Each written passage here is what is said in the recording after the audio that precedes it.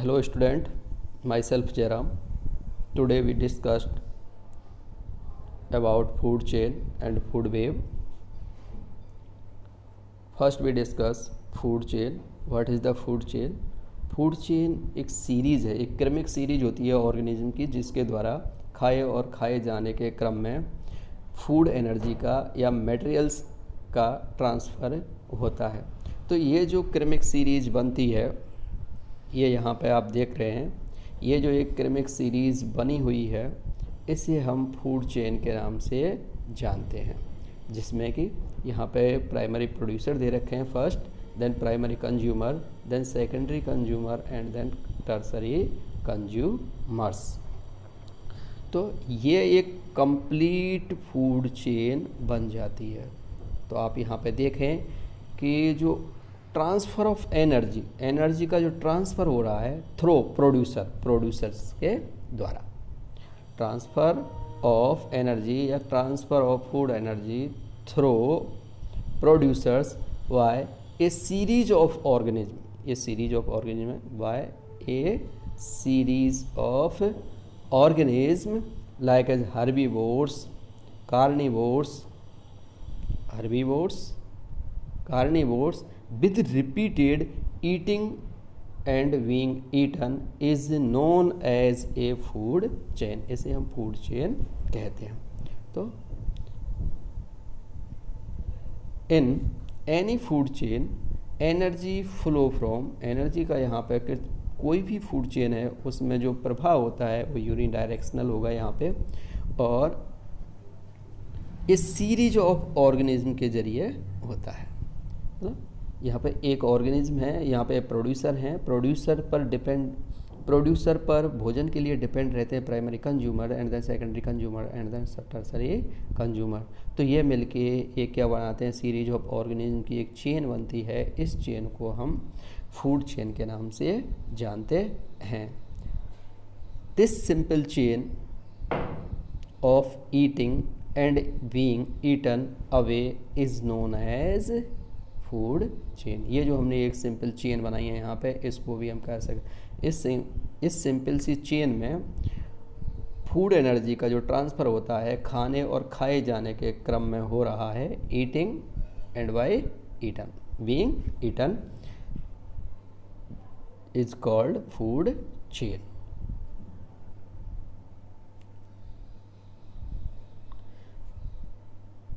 Some organism are omnivorous इस प्रकार के ऑर्गेनिज्म होते हैं जो प्रोड्यूसर और इसके साथ साथ कार्निवोर्स को भी एज ए फूड के रूप में ग्रहण करते हैं।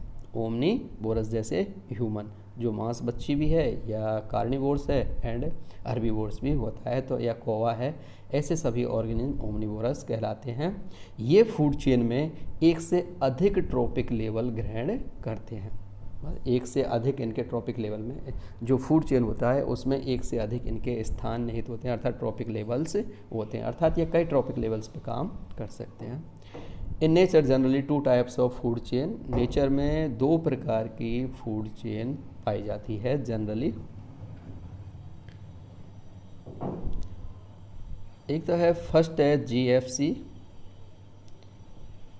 Grazing food chain. सेकंड है detritus food chain, DFC। Generally environment में या इकोसिस्टम में 2 प्रकार की खाद्य श्रृंखलाएं पाई जाती हैं। फर्स्ट है grazing food chain and second है डेट्रिटस फूड चेन।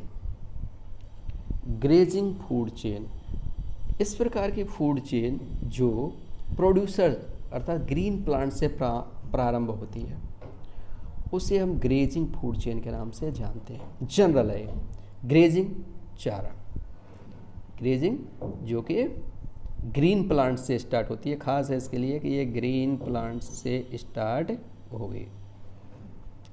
और डेट्रिटस मृत एवं सड़े गले पदार्थों से, अर्थात डेट्रिटस से स्टार्ट हो गई। यहाँ पे ये दोनों में डिफरेंस है, ये तो ग्रीन प्लांट से स्टार्ट होगी और वो डेट्रिटस से स्टार्ट होती है। तो ग्रेजिंग फूड चेन इस प्रकार की फूड चेन जो हरे जो ग्रीन प्लांट्स से स्टार्ट होती है and goes to herbivores and on to carnivores, और फिर हर्बीवोर्स एंड कार्निवोर्स की ओर आगे बढ़ती है।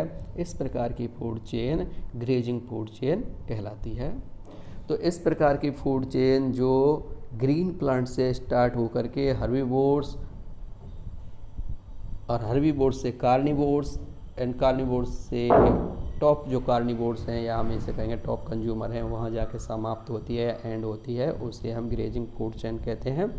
इस प्रकार की जो खाद्य श्रृंखला है या जो फूड चेन है वो एनर्जी के सोर्स, जो एनर्जी के लिए मोस्टली सन पर डिपेंड करती है या सोलर एनर्जी पर डिपेंड करती है। इस प्रकार की जो चूँकि जो ग्रीन प्लांट्स होते हैं वो सूर्य की उपस्थिति में ही भोजन का निर्माण करते हैं। तो इस प्रकार की जो ग्रेजिंग फूड चेन है, these are dependent directly on solar radiation और सोलर फॉर फूड प्रिपरेशन। यहाँ पे कुछ एग्जाम्पल दिए गए हैं फूड चेन्स के, जैसे ग्रेजिंग फूड चेन में ग्रास ले लेते हैं हम, यहाँ पे घास है या वेजिटेशन है या फाइटोप्लैंक्टन्स हैं। ऑल आर प्रोड्यूसर्स, और ये सोलर रेडिएशन का उपयोग करके भोजन का निर्माण करते हैं। Grasshopper, frog, snake and peacock. यहाँ ये समझ लें कि इसमें जो ग्रास है ये फर्स्ट ट्रॉपिक लेवल है, grasshopper second trophic level, frog third trophic level, snake fourth trophic level पोषक स्तर, और पीकॉक 5। यहाँ जो ग्रास है ये ग्रास प्रोड्यूसर है जो सोलर रेडिएशन का उपयोग करके और कार्बोहाइड्रेट का निर्माण या फूड का निर्माण करती है। ग्रासहोपर यहाँ प्राइमरी कंज्यूमर्स है जो फूड के लिए ग्रास पर डिपेंड रहता है या प्रोड्यूसर पर डिपेंड रहता है। तो ये यहाँ पे प्रोड्यूसर हुआ, प्रोड्यूसर सेकंड है ये primary consumer, third secondary consumer, और जो फोर्थ है tertiary consumer and quaternary consumers. इसी प्रकार से अदर एग्जाम्पल हैं, वेजिटेशन है, रैबिट खाएगा उसे, then fox, wolf, tiger. Vegetation, insect, predator insect and then birds.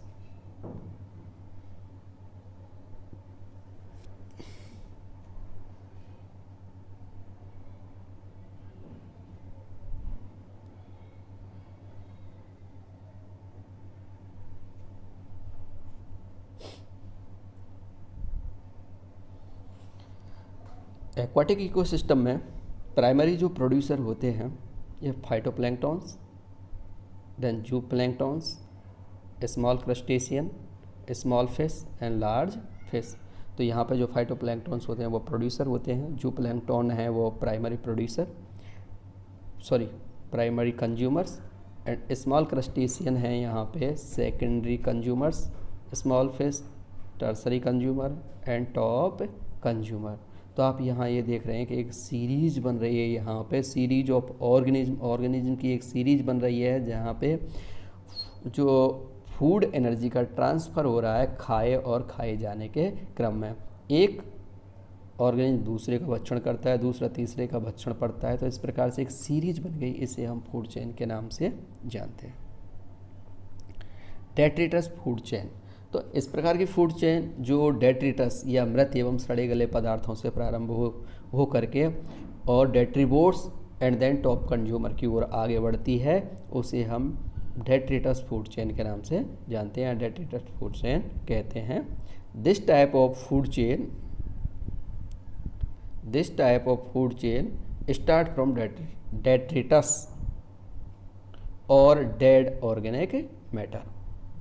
Detritus या डेड ऑर्गेनिक मैटर से ये प्रारंभ होती है इनटू माइक्रो ऑर्गेनिज्म तक चलती है, एंड देन टू डेट्रीवोर्स, इसको खाने वाले, एंड देयर प्रेडेटर्स, और इनके प्रेडेटर्स की ओर। तो इस प्रकार की फूड चेन जो डेड ऑर्गेनिक मैटर्स या डेट्रीटस से प्रारंभ होती है, प्रारंभ होकर के डेट्रीवोर्स goes to detrivores and then predate its predator, these called detritus food chain। ये जो फूड चेन है ये डायरेक्टली सोलर रेडिएशन पर डिपेंडेंट नहीं होती है फूड निर्माण के लिए, ये हम ये कह सकते हैं कि ये इनडायरेक्टली सोलर रेडिएशन पर डिपेंड होती है, क्योंकि जब तक क्या होगा कि प्रोड्यूसर द्वारा भोजन का उत्पादन नहीं होगा सोलर रेडिएशन से, तो वो डेट्रिटस वगैरह का फॉर्मेशन नहीं होगा। तो जो डेट्रिटस मृत एवं सड़े गले पदार्थ जो बनते हैं वो कहीं ना कहीं प्रोड्यूसर्स वगैरह से ही बनते हैं, जो कि ग्रीन प्लांट्स वगैरह होते हैं मोस्टली, या फिर जो ऑर्गेनिज्म होते हैं प्राइमरी कंज्यूमर, सेकेंडरी कंज्यूमर, इन सब के अपघटन से डेट्रिटस का फॉर्मेशन होता है।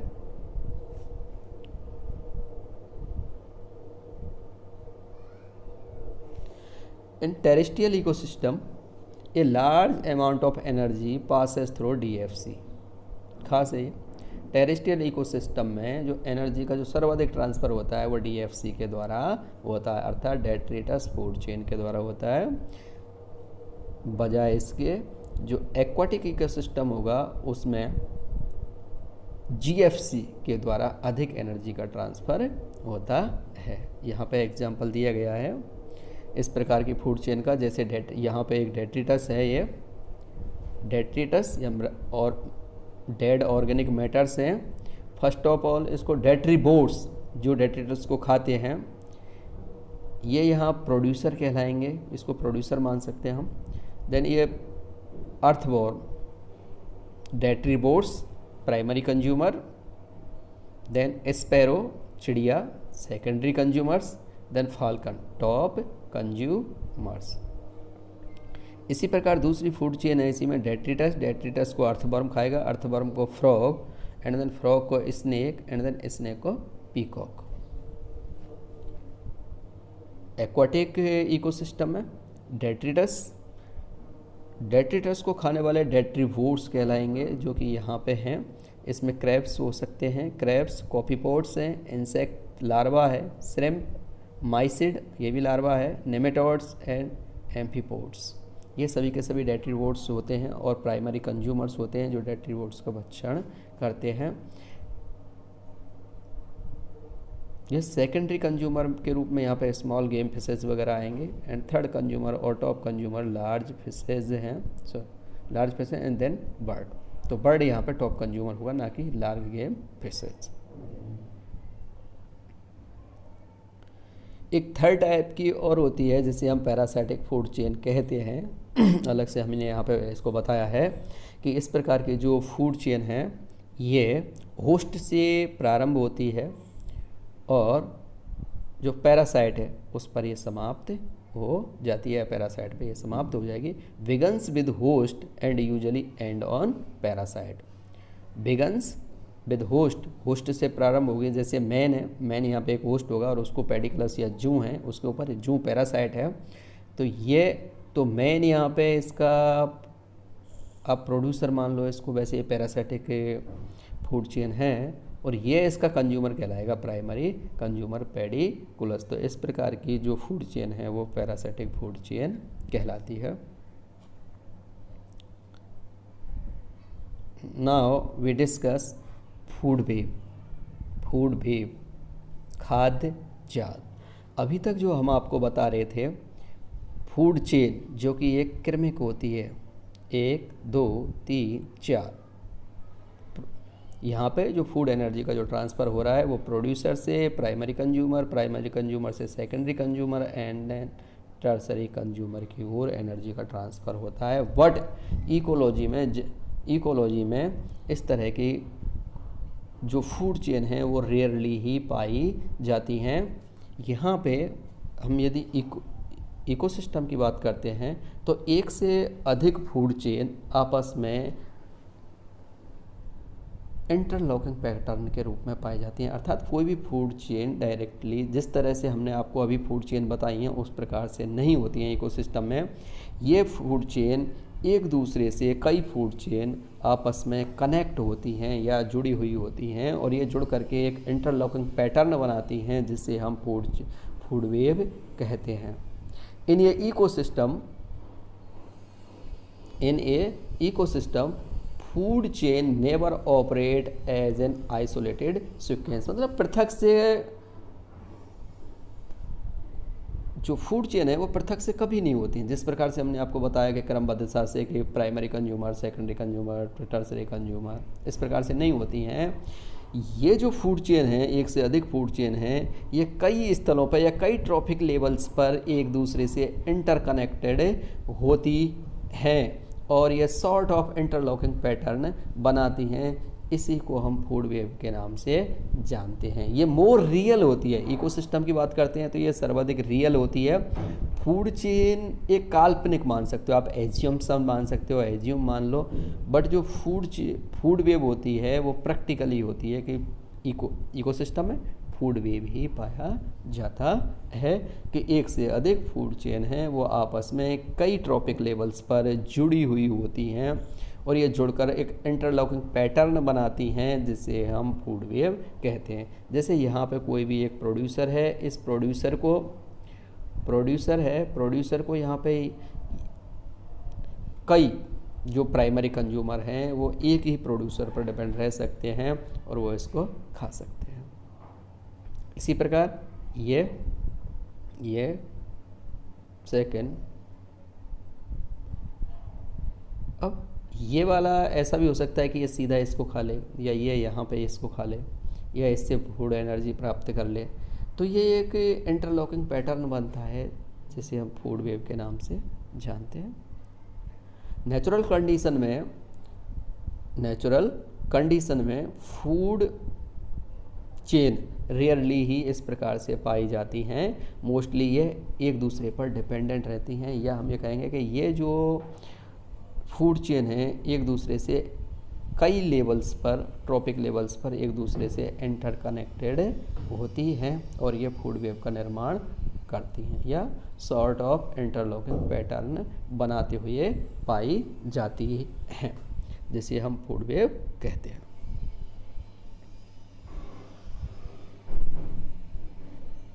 कैरेक्टरिस्टिक्स, इसके लक्षण क्या हैं वो देख लेते हैं अब। Food web is more real than food chain, food chain की तुलना में फूड वेव अधिक वास्तविक है। यदि नेचर में हम देखते हैं या इकोसिस्टम में देखते हैं तो फूड वेव अधिक वास्तविक है बजाय फूड चेन के।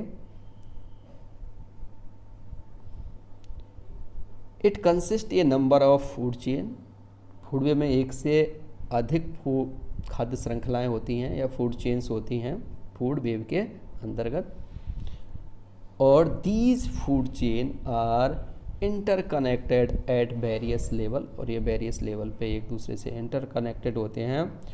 और थर्ड है फूड वेव नॉट स्ट्रेट, ये कभी भी सीधी नहीं होती है। और it provides a number of alternate food for consumers, consumers के लिए एक से अधिक भोजन के स्रोत उपलब्ध कराती है। ऐसा नहीं होगा कि जैसे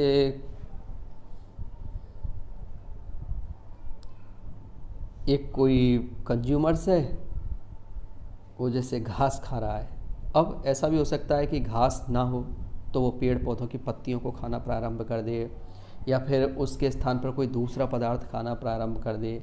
या जैसे कोई व्यक्ति मांसाहारी है तो कभी तो वो क्या है कि केवल अभी जैसे मुर्गे का मीट खा रहा था, मुर्गे के मीट पे डिपेंड हो, ऐसा नहीं है। वो मटन, चिकन, कुछ भी जो उसको दूसरा मिलेगा तो वो उससे भी पेट भर सकता है। तो उसको क्या है कि वो एक ही ट्रॉपिक लेवल पर जीवित नहीं रहता है, वो एक से अधिक ट्रॉपिक लेवल से भोजन प्राप्त करता है। जिसका जैसे किसी का एक स्रोत नहीं है तो वो किसी दूसरे स्रोत से भी एनर्जी प्राप्त कर लेता है, फूड एनर्जी प्राप्त कर लेता है।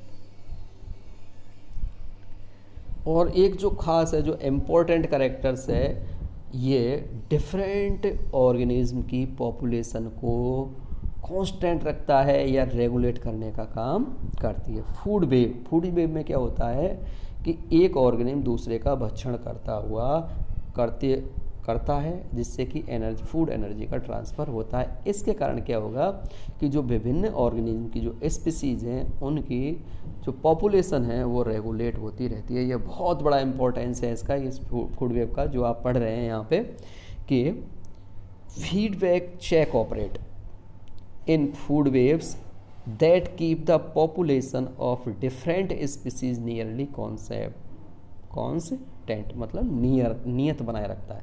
जो डिफरेंट स्पीसीज हैं उनकी जो पॉपुलेशन है उसको ये नियत बनाए रखता है या कांस्टेंट बनाए रखता है। आपने डार्विन का नियम पढ़ा होगा कि डार्विन ने क्या नियम दिया था। डार्विन ने बताया था कि जीवों में प्रचुर संतान उत्पत्ति करने की क्षमता होती है। यदि एक मक्खियाँ ही लगातार प्रजनन करती रहें और उनमें से कुछ भी मरे नहीं या डेड ना हो, तो ऐसा बताते हैं कि पृथ्वी पर इस पर 6 इंच की चादर चढ़ जाएगी या 7.5। एक उदाहरण और दिया गया था बुक्स में कि यदि एक जोड़ा एलिफेंट्स का, हाथी और हथनी, मेल फीमेल का, यदि वो 750 वर्षों तक प्रजनन करते रहें और उनका एक भी संतान ना बचे तो लाखों की संख्या में और हाथी उनसे उत्पन्न हो जाएंगे। तो एक ही स्पीसीज़ की बहुत ज़्यादा अधिकता हो जाएगी, जिससे कि इकोसिस्टम में इम्बैलेंस उत्पन्न हो जाएगा। तो ये इकोसिस्टम में बैलेंस बनाने का काम फूड वेव जो भी है, जैसे हम ये भी कहते हैं कि जीव जीवस्य भोजनम, तो जीव जीव का भोजन है, इसमें कोई दो राय नहीं है। तो एक जो जीव है वो दूसरे जीव का भक्षण करता है अपनी भोजन प्राप्ति के लिए, अपने स्वयं की जाति को बचाए रखने के लिए। तो इससे क्या होगा यहाँ पे कि जो ये फूड वेव है, एक जीव दूसरे को यहाँ पे खाता है, जीव जीवस्य भोजनम है, तो इसी के कारण डिफरेंट स्पीसीज की जो पॉपुलेशन होती है नियरली कांस्टेंट बनी रहती है। यहाँ आप ये एग्जांपल देख सकते हैं, ये ग्रास फूड वेव के बारे में बात कर रहे हैं हम। ये सभी प्राइमरी कंज्यूमर्स कहलाएंगे। ग्रासहोपर है, रैबिट है, माउस, ये सभी के सभी डिपेंड हैं, ग्रास पर डिपेंड करते हैं, ग्रास से भोजन ग्रहण करते हैं। तो ये सभी के सभी प्राइमरी कंज्यूमर्स कहलाएंगे। जैसे ग्रासहोपर को सीधा हॉक भी खा सकता है, एज ए फूड के रूप में इसे ग्रहण कर सकता है। ग्रासहोपर को पहले यहाँ पर लेजार्ड एंड देन लेजार्ड को हॉक खा सकता है। तो यहाँ पे आप हॉक को देखिए, यहाँ पे जो ये बाज है इसको आप देखिए कि ये केवल ग्रासहोपर पर ही डिपेंड नहीं है फूड के लिए, मतलब एक से अधिक ट्रॉपिक लेवल पर से ये फूड प्राप्त कर रहा है हॉक। जैसे ग्रासहोपर से इसने फूड प्राप्त किया है, यदि ग्रासहोपर नहीं है तो ये लेजार्ड से भी प्राप्त कर सकता है। इधर ये रैबिट को भी खा सकता है तो रैबिट से प्राप्त कर सकता है, इधर ये माउस से भी प्राप्त कर सकता है, इधर ये स्नेक से भी प्राप्त कर सकता है। तो इसमें क्या होता है, इसमें ये जो फूड वेव है इसमें किसी भी ऑर्गेनिज्म को एक से फूड के अल्टरनेट मिलते हैं, अपने भोजन प्राप्ति के यहाँ पे डिफरेंट अल्टरनेट मिलते हैं, जो ये अधिक रियल इसीलिए होती है।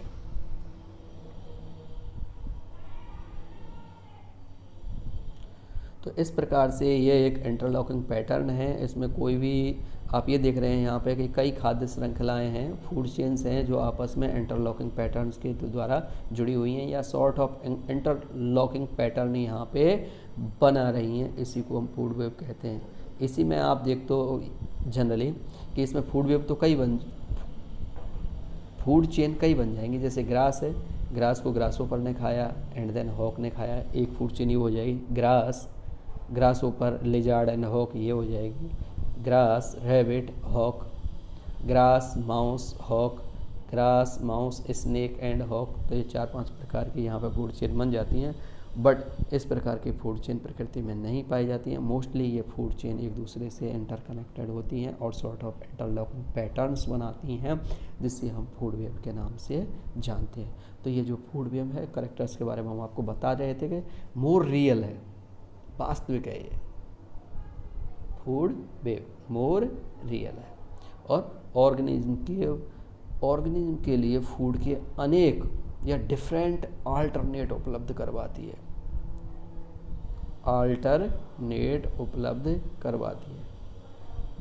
एक हमने बताया था इसके बारे में कि ये स्ट्रेट नहीं होती है, सीधी नहीं होती है। और डिफरेंट जो स्पीसीज हैं, इन स्पीसीज की पॉपुलेशन को रेगुलेट करने का काम करती है या नियरली कांस्टेंट रखती है, जो इसके लिए खास है। More real,